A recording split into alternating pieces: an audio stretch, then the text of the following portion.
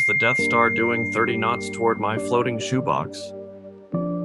That was the spiritual energy radiating off Taffy 3 on the morning of October 25th, 1944, when a bunch of tiny U.S. escort carriers and destroyers looked up from their breakfast and saw the entire Japanese center force rolling over the horizon like someone hit final boss spawn.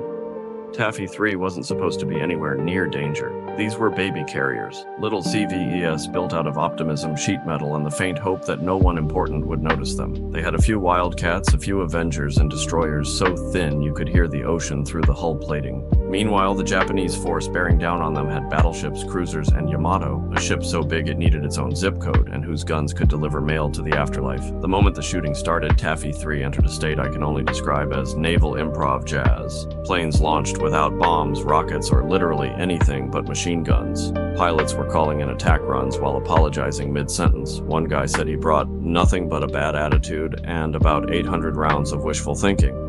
And it still helped. The destroyers Johnston, Hull, and Heermann looked at Yamato the way a house cat looks at a grizzly bear, not intelligently, but with enormous confidence. Johnston's captain, Ernest Evans, basically said, well, somebody's got to do something stupid, and ordered full speed directly at the Japanese line. Torpedoes launched, shells flew, smoke screens went up faster than excuses in a group project. Heermann literally charged between Japanese cruisers and battleships like a middle schooler sprinting across a freeway, firing everything it had, including guns that technically weren't meant to fire at anything that scary, and it worked. The Japanese commander genuinely thought Taffy 3 was part of a much larger force. Because who in their right mind would send lawnmower-sized destroyers to joust with Yamato unless they had battleships nearby?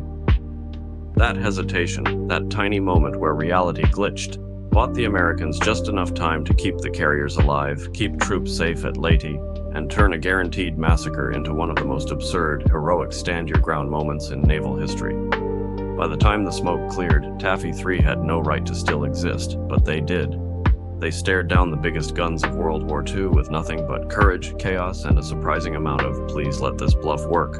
And that's the battle off Samar, a handful of ships that should have died in 5 minutes, a fleet that absolutely should have won, and a morning where the universe briefly forgot how math works.